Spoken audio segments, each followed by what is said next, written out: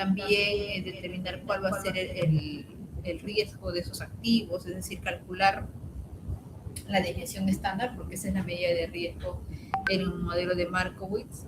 Y una vez que tenemos esto, también lo que hacíamos es calcular y determinar cuál es el grado de correlación, ¿no?, entre los activos que van a componer el portafolio.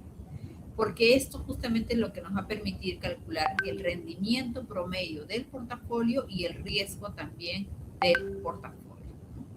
Si recordamos, lo que menciona esta teoría de Markowitz es que el rendimiento del portafolio está en función al rendimiento de los activos que componen el portafolio y al peso que tiene cada activo dentro del portafolio.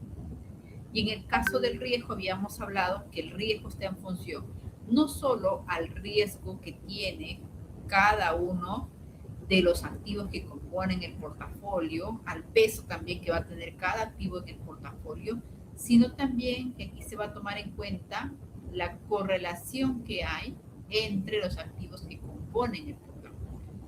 ¿Ya? Entonces, una vez que ya tenemos el rendimiento, el riesgo del portafolio, y digamos, de un portafolio en específico, podemos construir una serie de portafolios, ¿no? Cambiando los pesos de los activos. Y con eso construíamos lo que se llamaba el conjunto factible. Lo que tenían en común, si recuerdan lo que les dije, lo que tenían en común los portafolios que están sobre un mismo conjunto factible es el coeficiente de correlación, ¿no? El coeficiente de correlación de todos los portafolios que están dentro de un mismo conjunto factible es el mismo, ¿ya? Lo que va a cambiar en todo caso entre esos portafolios es el peso.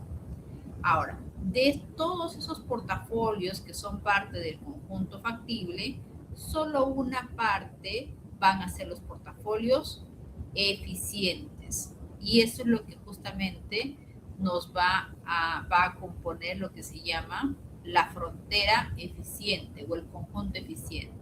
En este gráfico que tienen en pantalla, precisamente esta curva de color azul es la frontera eficiente, que va desde el portafolio de mínima varianza hasta el portafolio de máximo retorno. ¿Ya? ¿Cómo se determinan los portafolios eficientes? ¿Por qué se dice que estos portafolios van a ser eficientes? Porque son portafolios que dentro de todo el conjunto factible, son portafolios que para cada nivel de riesgo van a generar el mayor rendimiento de todos esos portafolios. O para cada nivel de rendimiento son los que implican la menor exposición a riesgo. ¿Ya? Entonces, así es como se determina este conjunto o frontera eficiente, que sería esta curva que estoy ahí graficando de color verde, ¿no?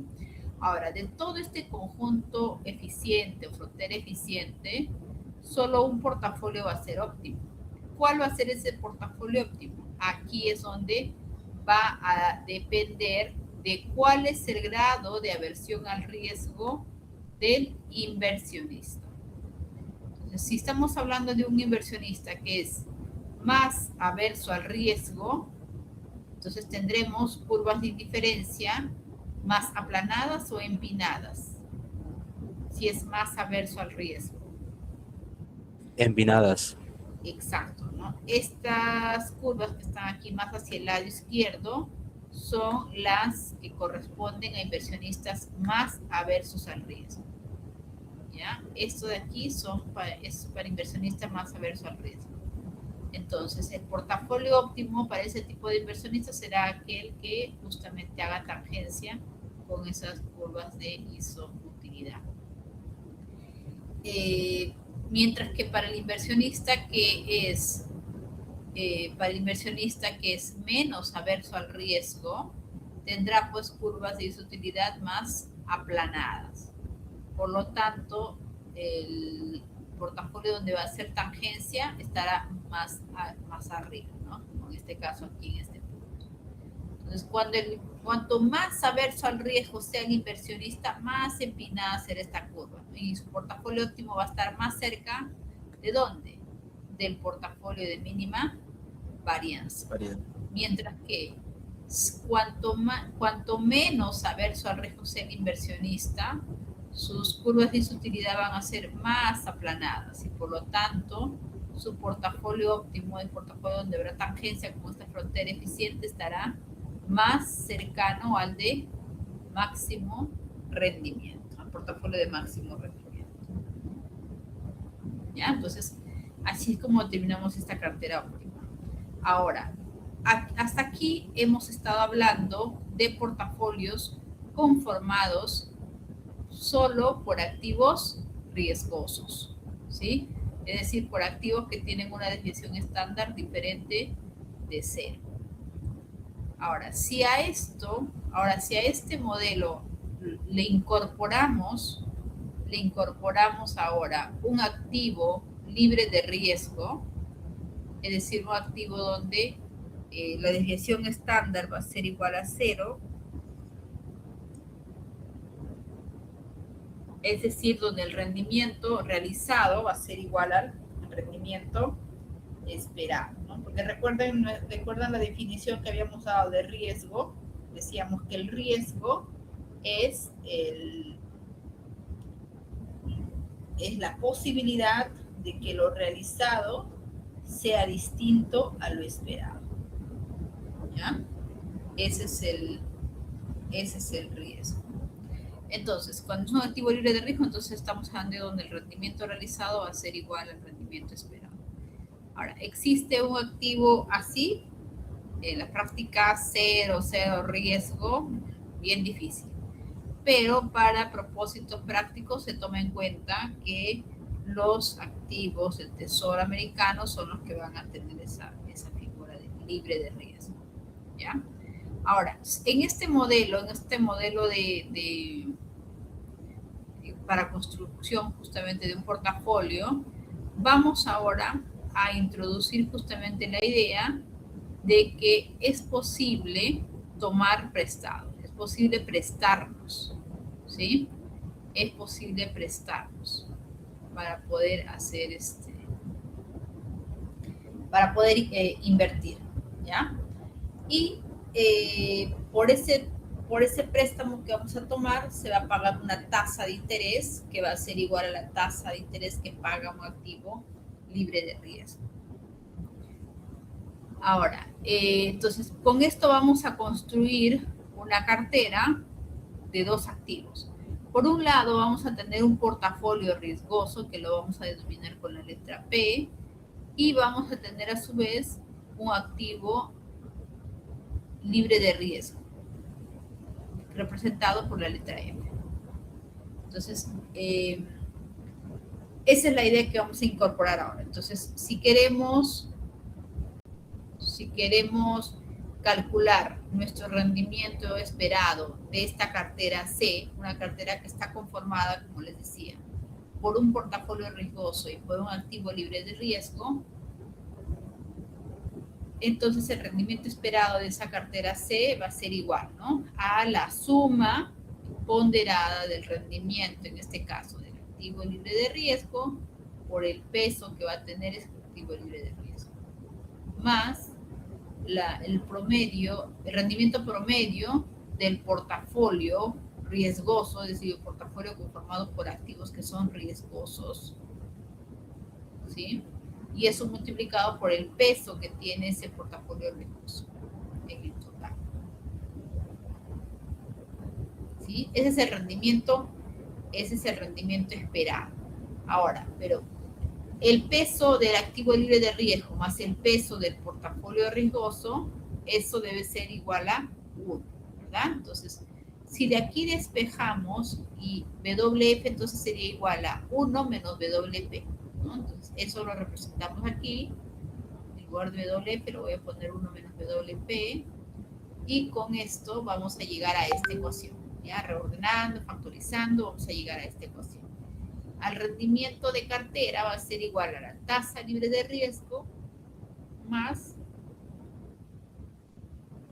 el peso del portafolio riesgoso multiplicado por esta diferencia, ¿no? El rendimiento promedio del portafolio riesgoso menos la tasa libre de riesgo. ¿Ya?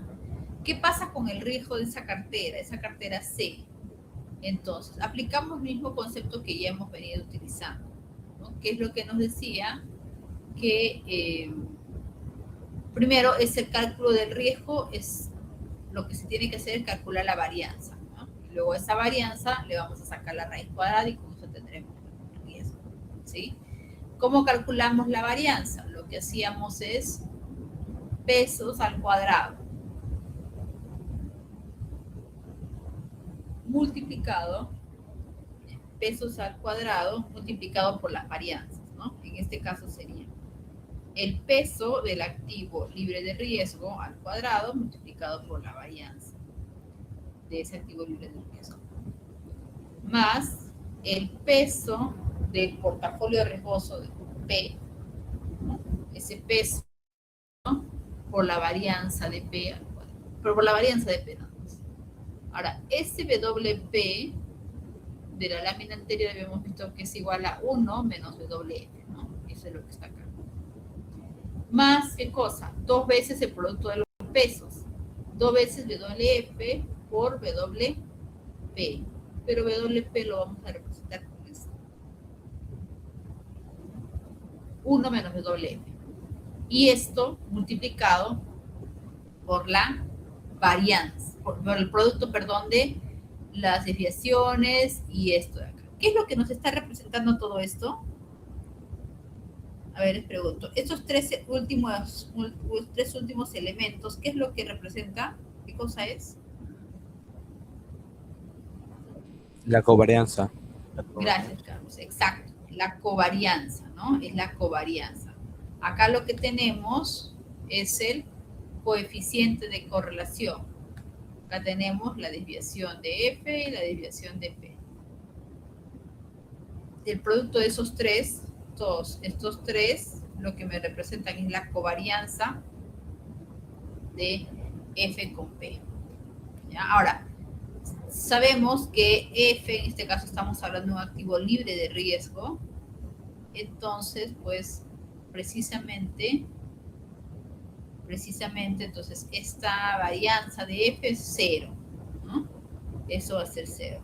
El riesgo de F también es cero.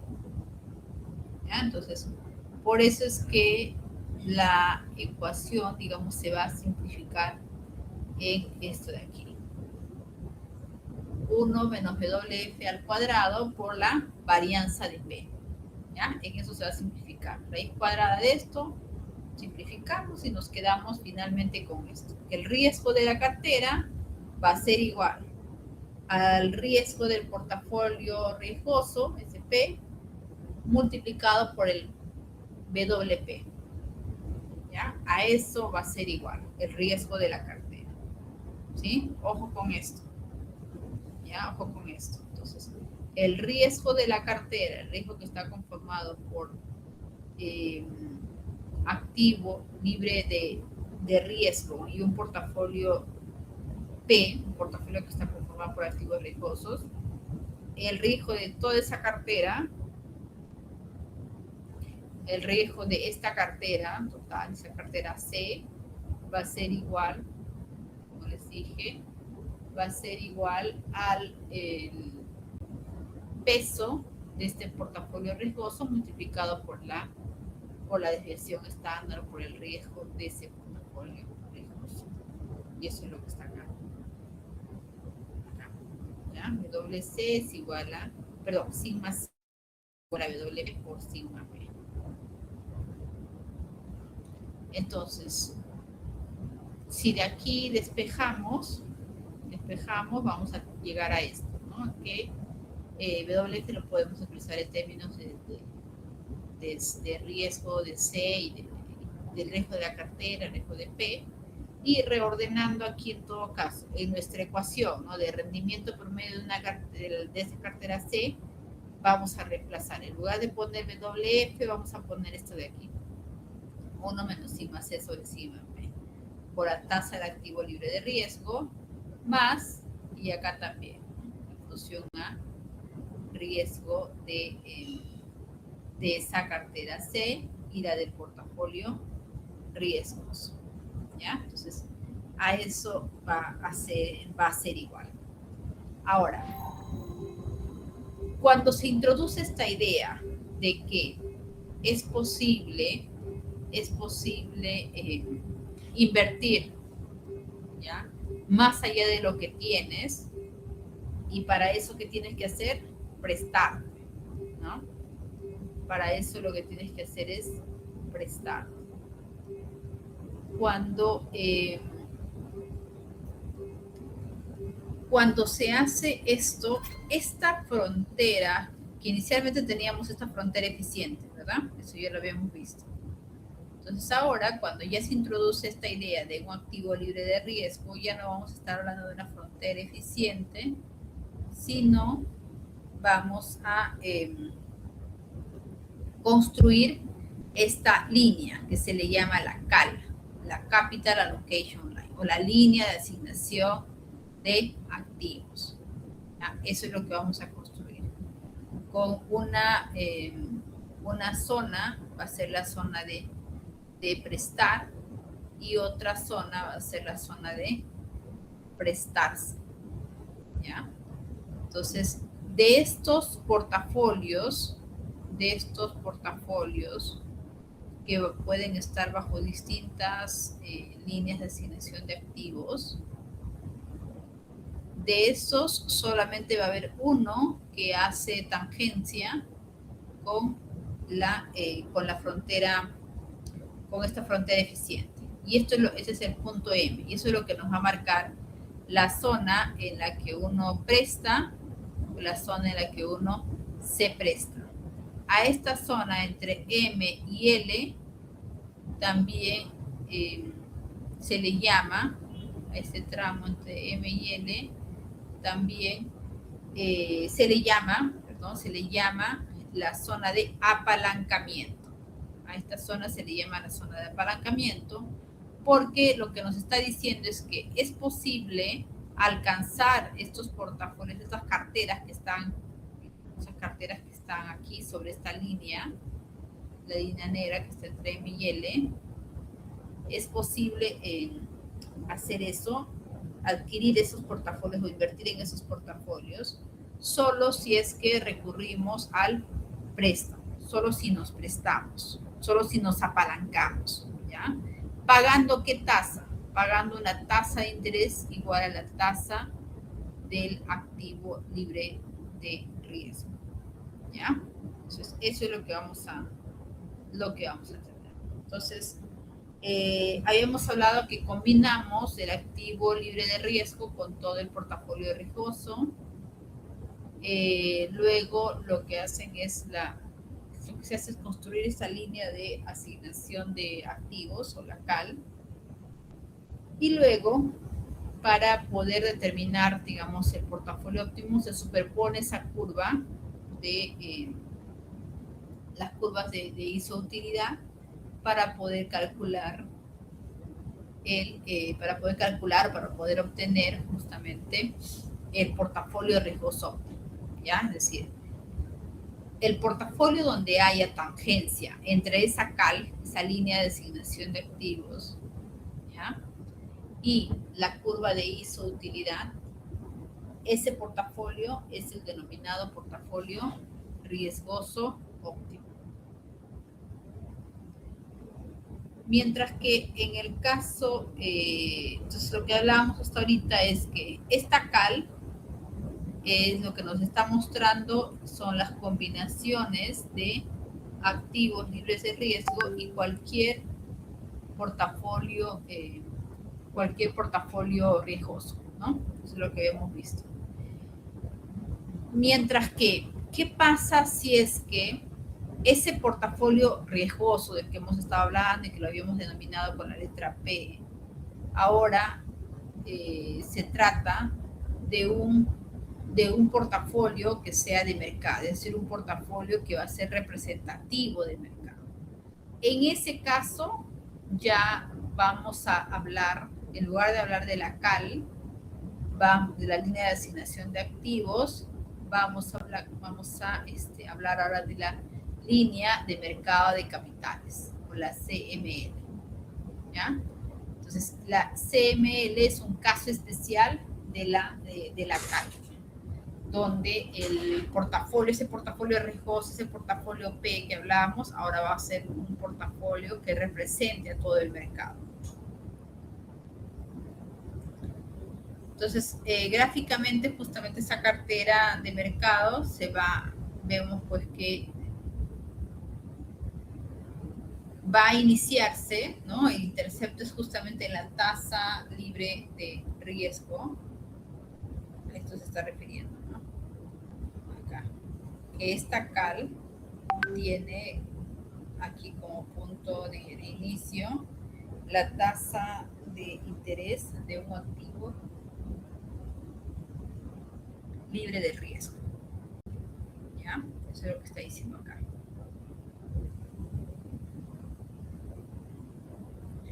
Y lo otro es que la cartera de mercado, ¿no? Es una cartera de activos, solo activos riesgosos, y pues se considera, se parte del supuesto de que tienen expectativas homogéneas. ¿Ya?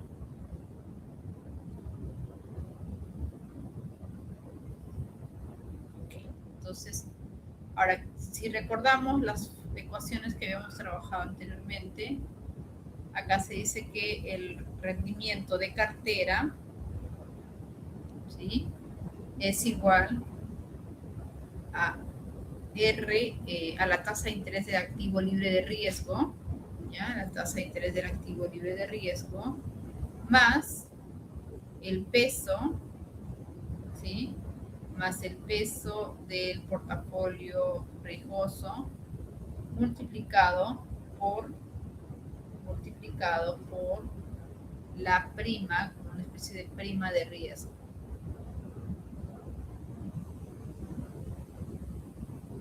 ¿Sí? Entonces, el rendimiento promedio de cartera sería la tasa de interés libre de riesgo más el peso del portafolio riesgoso multiplicado por esta prima este diferencial, esta prima de riesgo.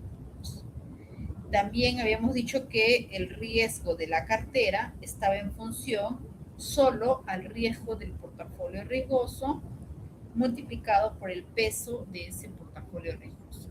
¿Ya?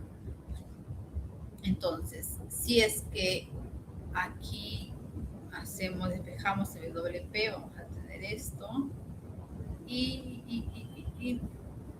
Entonces, ahora, si es que el portafolio de esos activos riesgosos, si es que decimos que este portafolio P ahora se trata de un portafolio de mercado, ¿sí? Es decir, se trata de un portafolio conformado por activos que son, están justamente, ¿no? Activos que son representativos del mercado, ¿ya? Entonces, ahí diremos que el rendimiento de cartera será igual a tasa de interés libre de riesgo más un WM, ¿sí?, por el diferencial de rendimientos. ¿Ya? Ahora, entonces, ¿cuál es la ecuación final que vamos a tener? Entonces, que el rendimiento de la cartera es la tasa de interés de un activo libre de riesgo más un sigma C, que es el riesgo de la cartera, multiplicado por esto. Y esto justamente viene a ser la pendiente, ¿ya? Entonces, esto aquí lo que vamos a tener es la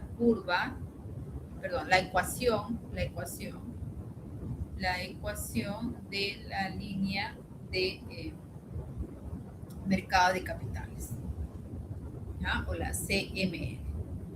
Entonces, ¿qué es lo que vamos viendo? Es que la introducción de este activo libre de riesgo va a cambiar la frontera eficiente de Markowitz, que es justamente una curva, a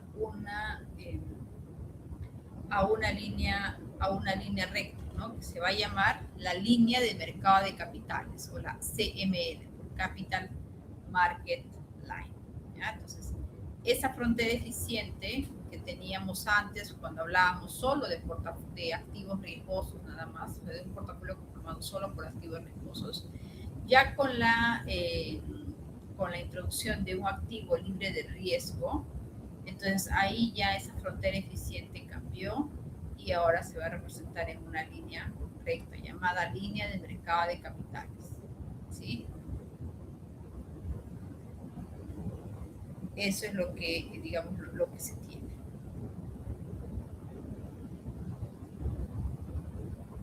¿Ya? Entonces, aquí lo que vamos a ver, lo que vemos aquí es la síntesis de lo que se ha estado hablando, ¿no? Esta es la CML, la línea de mercado de capitales. Esta va a ser eh, la zona en la que uno va a prestar, ¿sí? Mientras que de aquí del punto en adelante o hacia arriba, digamos, todos estos es la zona de apalancamiento.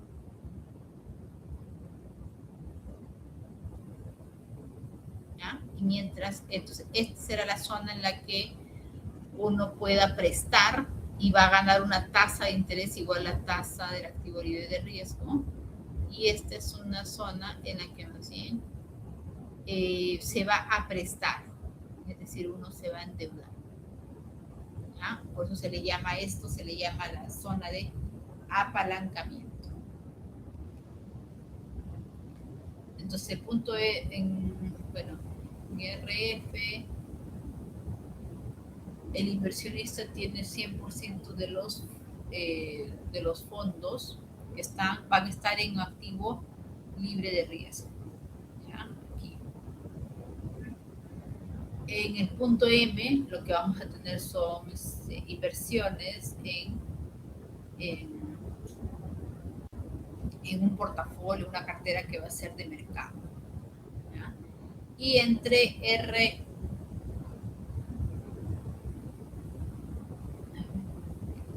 sí, y entre la tasa de interés libre de riesgo y el punto M, esta va a ser la cartera, eh, aquí va a estar conformado, ¿no? Por una cartera de mercado y un activo libre de riesgo, ¿ya? Y la que incluso uno eh, va a poder aquí lo que te vas a tener que hacer más bien es prestarte, apalancarte. ¿Ya? Pues acá dice, se está prestando algunos de sus fondos a la tasa libre de riesgo.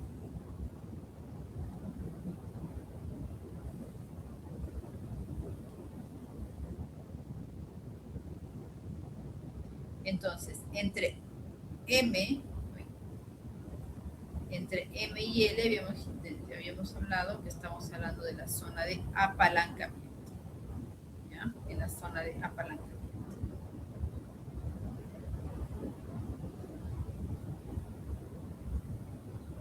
Entonces, en resumen, ¿cuál es la ecuación de la CML o la línea de mercado de capitales? Lo que nos dice es que el rendimiento de la cartera, el rendimiento esperado de la cartera va a ser igual a la tasa de interés de un activo libre de riesgo más el sigma C multiplicado por esta prima de riesgo en unidades de riesgo de mercado.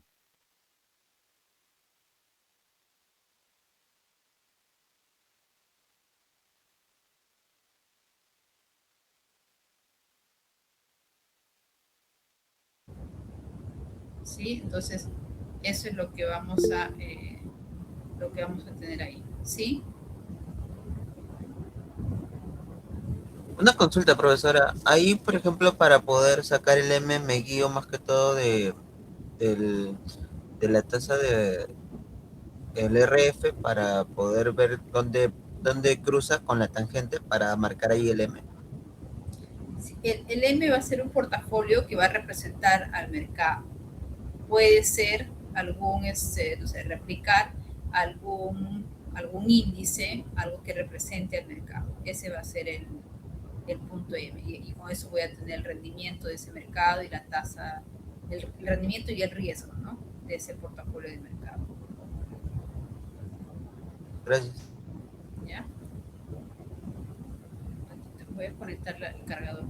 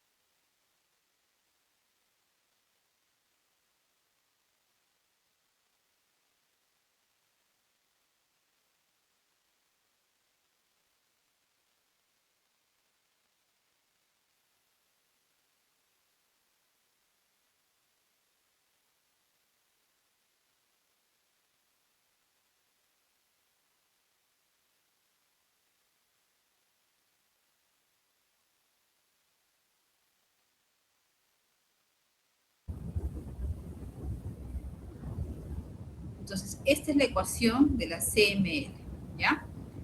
Ahora, hasta ahora hemos estado hablando sobre una medida de riesgo que era la desviación estándar, ¿no? La desviación estándar lo que va a reflejar es el riesgo total. Y es que existe dos tipos de riesgo. Tenemos el riesgo no sistemático y tenemos el riesgo sistemático. El riesgo no sistemático, empiezo por aquí, el riesgo sistemático es el riesgo que no es posible eliminar con la diversificación. Es un riesgo que va a permanecer, ¿ya? Es un riesgo, por eso se dice no diversificable o el riesgo de mercado. Es un riesgo que está fuera del alcance del gestor, digamos, del gestor de ese portafolio, que depende básicamente a factores de mercado, ¿no? Y en los que no es, digamos, una persona, un gestor, inversionista, no puede influir sobre ello. Mientras que el otro componente, que es el riesgo no sistemático, eso también se le conoce como el riesgo único, diversificable. Este riesgo es un riesgo más específico ya, más específico de la empresa. Este riesgo sí es posible reducir, sí es posible eliminar con la diversificación, ¿ya? Entonces, vamos a tener riesgo no sistemático y riesgo sistemático. Y esto es lo que va a componer el riesgo total. Entonces, el riesgo de un activo individual va a estar compuesto por ese riesgo diversificable y el no diversificable o el riesgo sistemático. Este es el que les había dicho que es propio de una empresa, ¿no? O sea, es un riesgo específico de una empresa. Mientras que en el caso del riesgo no diversificable o sistemático, es el riesgo de mercado, es el riesgo que no es posible eliminar con la diversificación. Entonces, este riesgo va a estar sujeto a movimientos que puedan pasar en el mercado, como por ejemplo las tasas de interés, la referencia, el crecimiento de la economía, el crecimiento o reducción de la tasa de desempleo, ¿no? Variables, digamos, que son más macro y sobre los que les decía que un gestor de portafolio no puede influir, digamos, por sí solo sobre eso, ¿ya? Entonces, esos son los componentes del riesgo. Ahora, cuando medíamos la desviación estándar lo que nos mide es el riesgo, justamente eso, recoge el riesgo total, ¿sí? Ahora, vamos a ver este modelo, que es el modelo de KPM, que viene por las siglas en inglés, ¿sí? Este modelo de valorización de activos, que es un modelo que ha sido desarrollado por Sharpe, Lindner y Mosin, que justamente que se emplea para poder determinar qué relación hay entre la rentabilidad de un activo y el riesgo justamente, pues, de ese portafolio, ¿no? El KPM recae sobre una serie de supuestos, ¿ya?, que van a permitir justamente determinar cuál será el rendimiento esperado de un activo individual, ¿no? Y lo que dice es que el rendimiento de un activo individual va a estar en función de una acción en general individual, va a estar en función a la tasa de interés que se paga por un activo libre de riesgo, más una prima de riesgo, es decir, el exceso de retorno de un índice a lo que sea representativo del mercado, menos la tasa del activo libre de riesgo, ¿ya? Entonces, el rendimiento de un activo, el rendimiento esperado de un activo va a ser igual a la tasa de interés libre de riesgo más la prima de riesgo, que es justamente este diferencial, multiplicado por el beta. ¿Qué es lo que nos mide el beta? Nos mide la sensibilidad del rendimiento del activo y con respecto al mercado.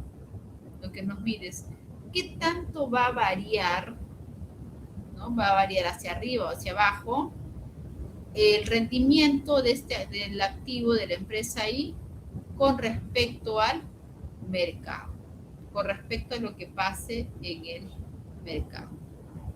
¿ya? Eso es lo que nos va a medir el beta.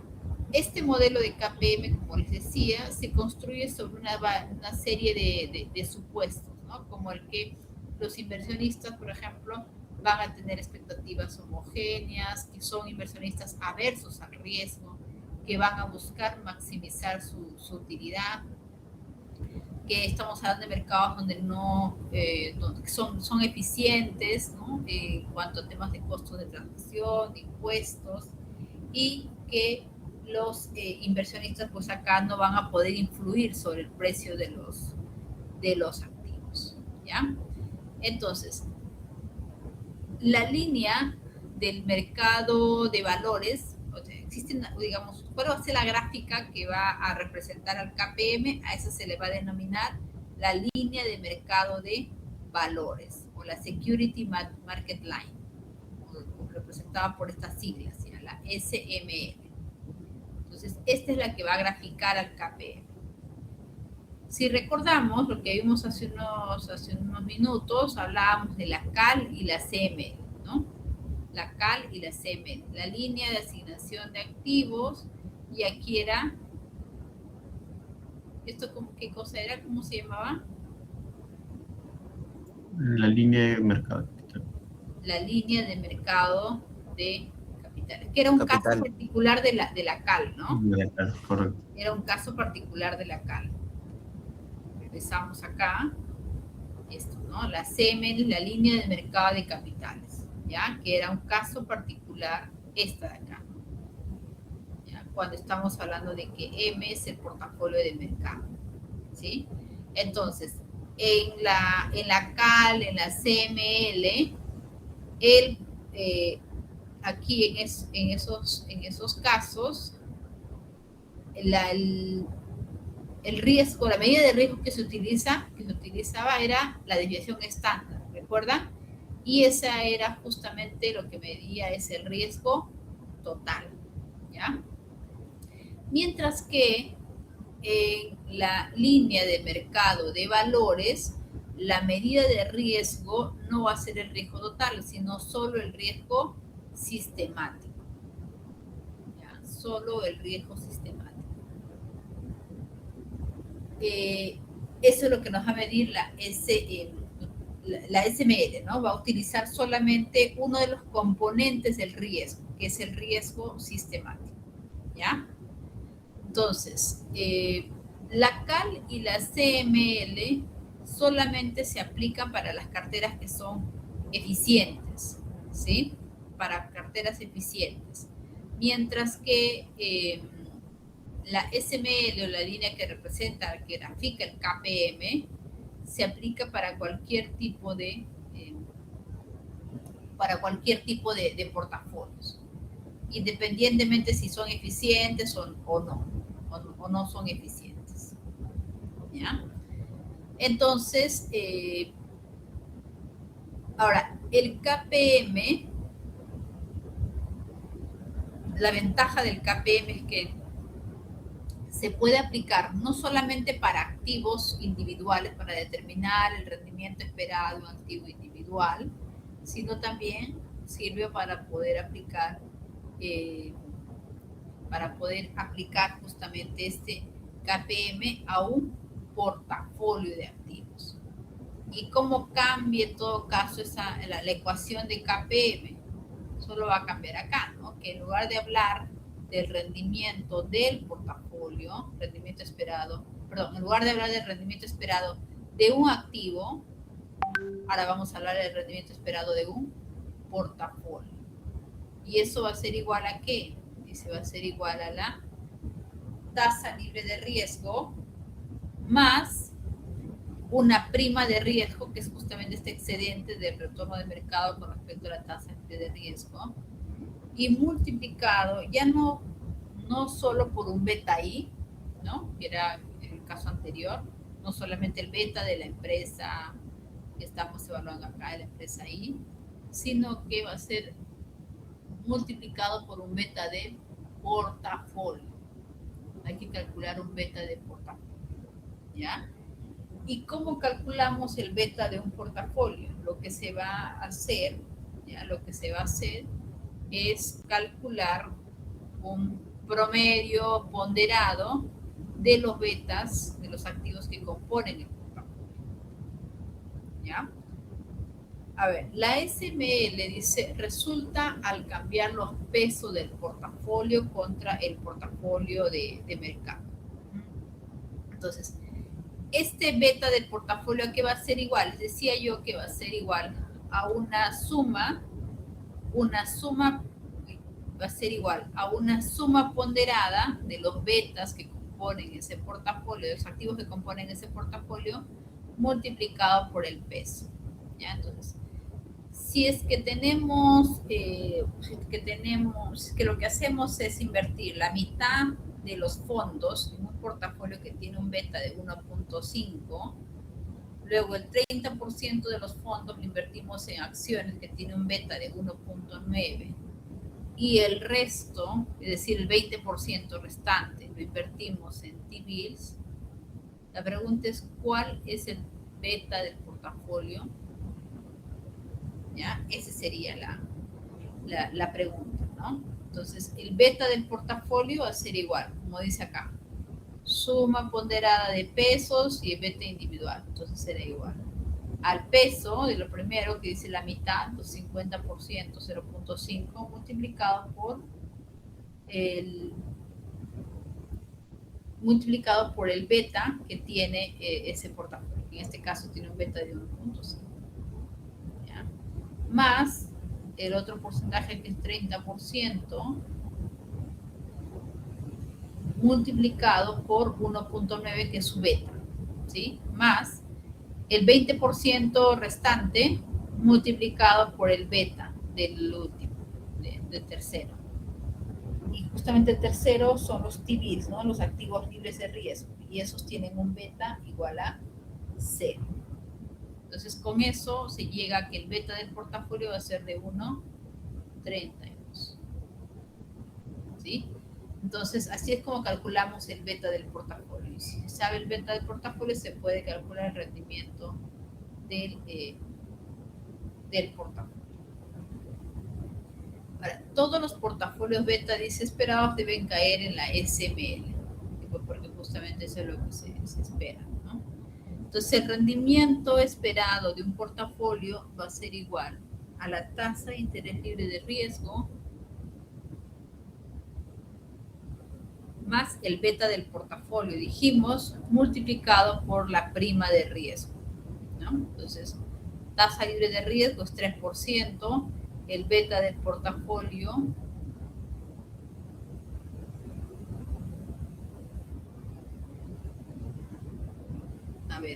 este beta P sería el 1.32, que es lo que se ha calculado acá, ¿no? Entonces sería 3%, que es el activo libre de riesgo, más el beta del portafolio, que es el 1.32, que ya se calculó. La tasa de interés libre de riesgo menos el rendimiento el rendimiento de mercado menos la tasa de interés libre de riesgo, ¿no? El rendimiento de mercado, ¿cuánto dice acá? El rendimiento esperado de mercado es 9% y la tasa libre de riesgo es 3%. Entonces, con eso se puede calcular el rendimiento esperado del portafolio utilizando KP. ¿Ya? Utilizando KP. Es bastante sencillo. Entonces, aquí lo que tenemos es justamente la representación de la Security Market Line. Es decir, entonces, vamos a ver aquí justamente representado, la línea del mercado de valores, ¿ya? La línea del mercado de valores con un portafolio de mercado y aquí en esta, la característica, aquí cuando se grafica el KPM, es que la medida de riesgo ya no va a ser el riesgo total. ¿Sí? Ya no va a ser el riesgo total aquí, sino lo que se va a graficar es el riesgo sistemático. ¿Ya? Eso es lo que se va a graficar, el riesgo sistemático. Entonces, Recuerden ustedes, para la CAL, para la CML, ahí teníamos, de un lado teníamos el rendimiento promedio y del otro lado que teníamos la desviación estándar, que era el riesgo total. ¿Sí? Y este portafolio aquí es el portafolio de mercado. Punto. ¿Ya? Entonces, acá lo que tenemos pues es la ecuación justamente de la línea de mercado de valores. ¿Ya? La ecuación de la línea de mercado de valores. Y entonces podríamos reordenarlo esto así, porque covarianza sobre varianza, aquí digamos esto, la covarianza sobre la varianza, lo que representa es justamente el riesgo sistemático. ¿Sí? Esta de acá justamente es la que va a ser nuestra medida de riesgo sistemático. ¿Ya? Entonces, así es como vamos a graficar la línea del mercado de valores. Entonces, acá tenemos esto, ¿no? Tenemos, de un lado tenemos el rendimiento esperado y acá vamos a tener al riesgo sistemático. ¿Sí? Entonces, y acá estamos graficando la SML, ¿no? La Security Market Line. Que es justamente la representación gráfica del KPM, como lo dice. ¿Ya?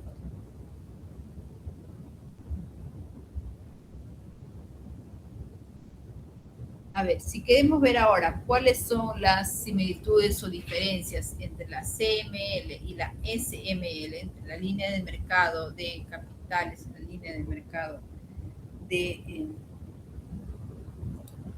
valores, vamos a recordar que tanto en la CAL como en la CML, la medida de riesgo es el riesgo total.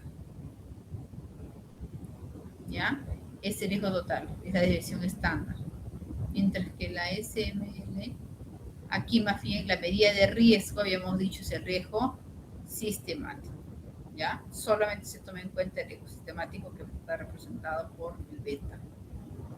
Y en la CML, ahí va a mostrar el trade-off que hay entre el riesgo total y el rendimiento, ¿no?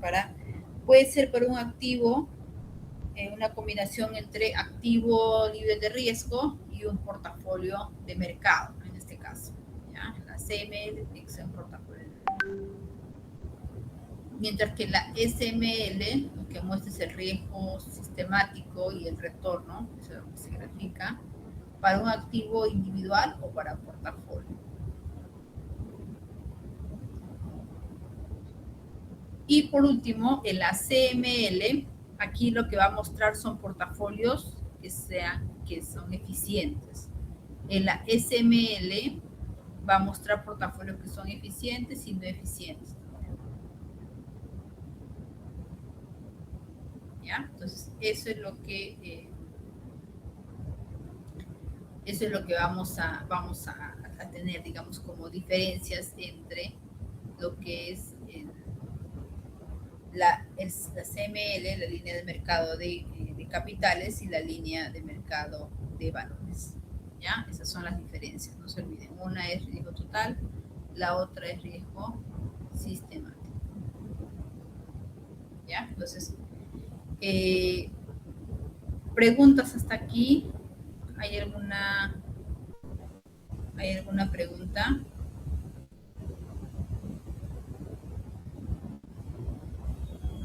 Todo en orden, profesor. Todo bien, profesora. Ya. Entonces, a ver. Sí. Profe, una consulta. ¿Podría subir ese Excel que en la clase pasada vimos para tenerlo en el Classroom, por favor? Ya lo voy a buscar.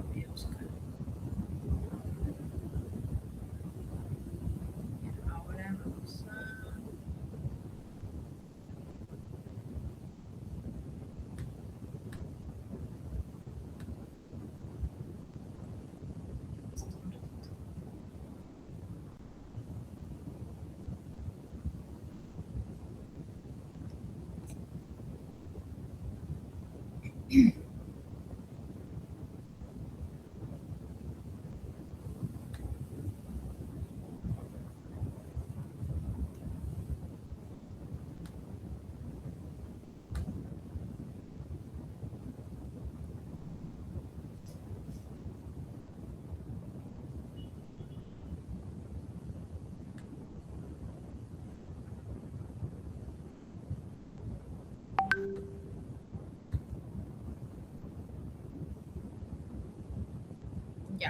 Ahora, vamos a ver sobre cuáles son las medidas que se utilizan para poder evaluar,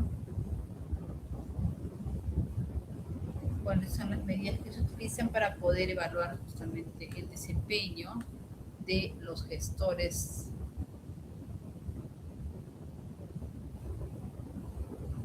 del portafolio.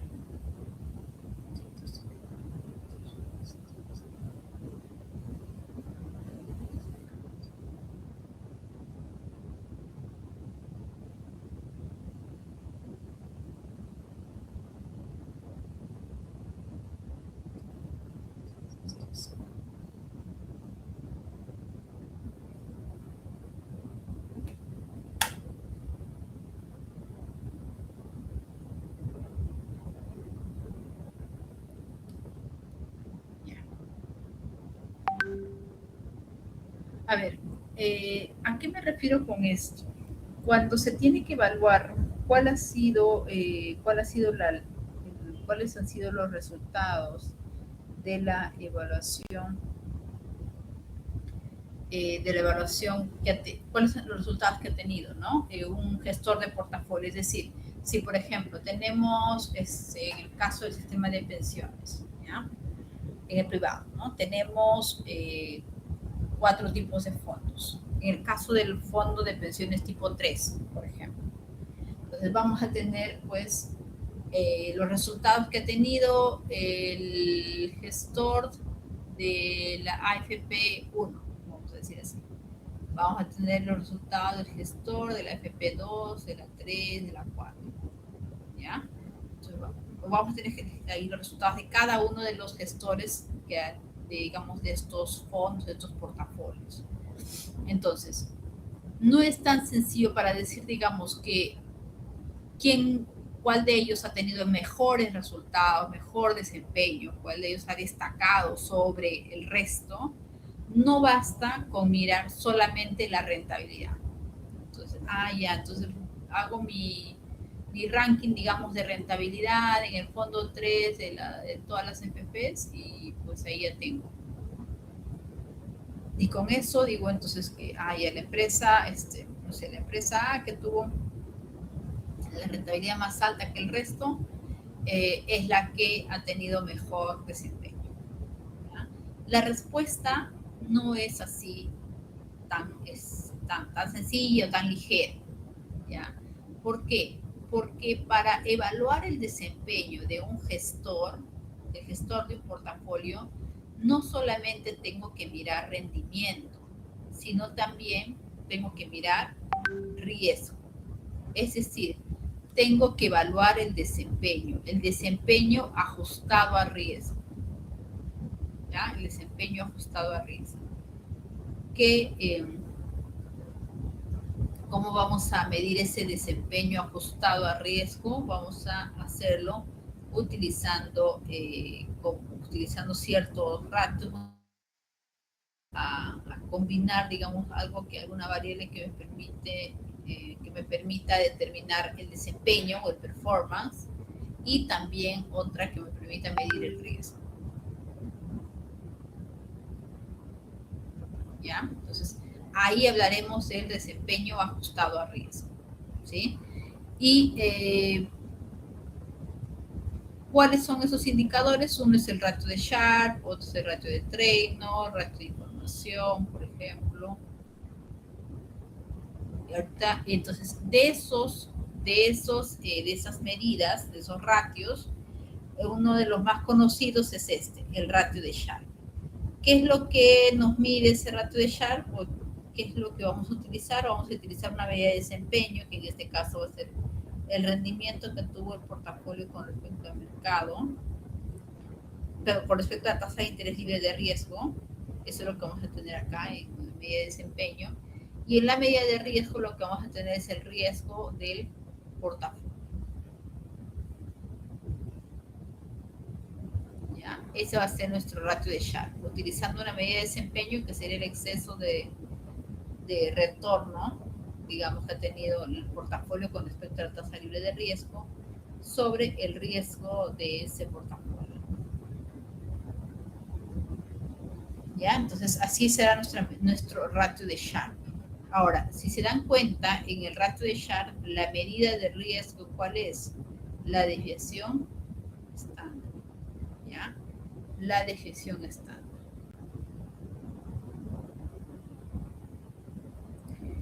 Otro indicador, en la próxima clase vamos a ver un poquito más la parte práctica, ¿ya? De esto, pero voy dejando digamos, el concepto. Otro indicador que nos permite medir el desempeño ajustado a riesgo, además del ratio de Sharpe, les decía que es el ratio de Traynor, ¿ya? Este ratio de Traynor, aquí lo que también se va a hacer es utilizar una medida de desempeño, que en este caso sería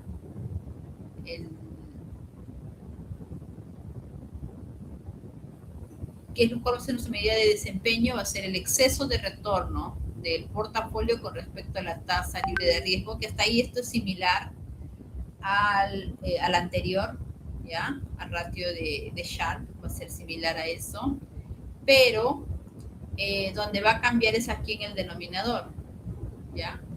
La medida de riesgo va a ser el riesgo sistemático, ¿ya? La medida de riesgo va a ser el riesgo sistemático.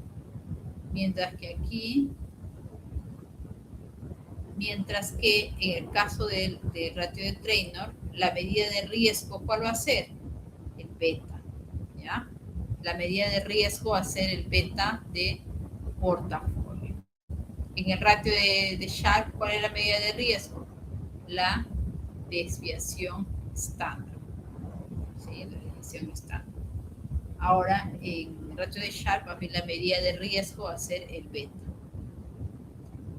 Y lo otro es, el otro indicador es el alfa de Jensen, ¿ya? Que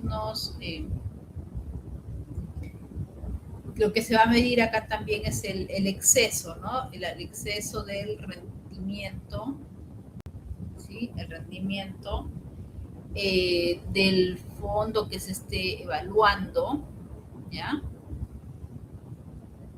Acá, este de acá. El exceso del rendimiento del fondo que estamos evaluando, el exceso con respecto a la tasa libre de riesgo, menos el exceso de riesgo, pero de alguna categoría, ¿sí? Y todo esto segundo multiplicado por el beta del fondo, ¿ya? Multiplicado por el beta del fondo. Entonces, así es como vamos a calcular este alfa de Jensen, ¿ya? El alfa de Jensen. Y por último, tenemos el ratio de información, ¿ya? Entonces, vamos a ver en la siguiente clase cómo calculamos cada uno de esos ratios de Traynor, de Sharpe y el alfa de Jensen. Y en el caso del ratio de información, también aquí va a permitir calcular cuál sería el exceso de retorno sobre el mercado, ¿ya? Entonces, el ratio de Traynor va a ser igual. En el numerador lo que vamos a utilizar es el rendimiento, lo que vamos a querer aquí expresar es cuál es el margen o la diferencia entre el rendimiento esperado de un portafolio menos el rendimiento de un benchmark.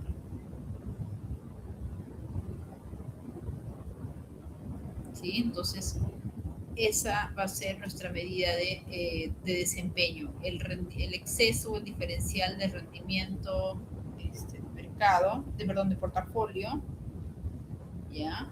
Con respecto al rendimiento esperado, ¿ya? El rendimiento esperado de algún benchmark, puede ser algún índice o algo, sobre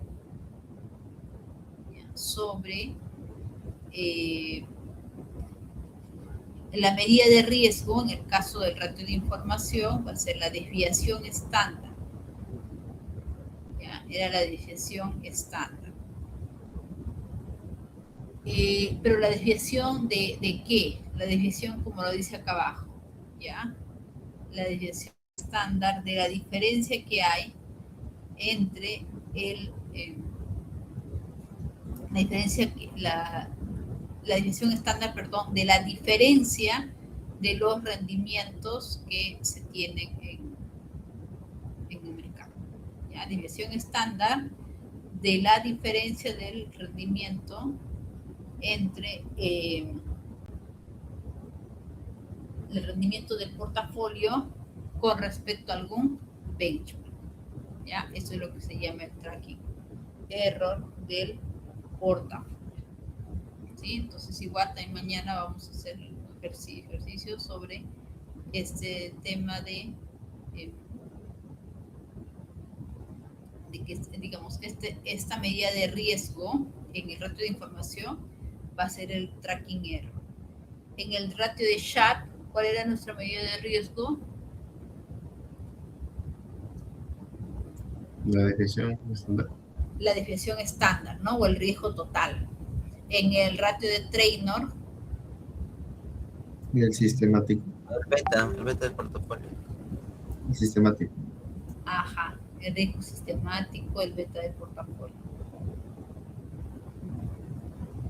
¿Ya? Entonces, así es como vamos a calcular entonces cada uno de esos ratios para poder determinar si es que el portafolio que estamos evaluando ha sobresalido sobre el resto, ¿no? Entonces, así sabremos si ha tenido un buen o regular desempeño ajustado al riesgo. ¿Sí? Entonces, hasta aquí nos vamos a quedar si es que no hay ninguna pregunta. Y la próxima clase vamos a ver un poquito más de ejercicios. ¿Ya? Entonces, por favor, ahorita les voy a llamar lista solo para entender. No va a contar en el 30%, no se preocupen, pero sí necesito tener evidencia, digamos, de que ha habido asistencia. ¿Ya? A ver, me permite Adrián Sen. Presente, profesora.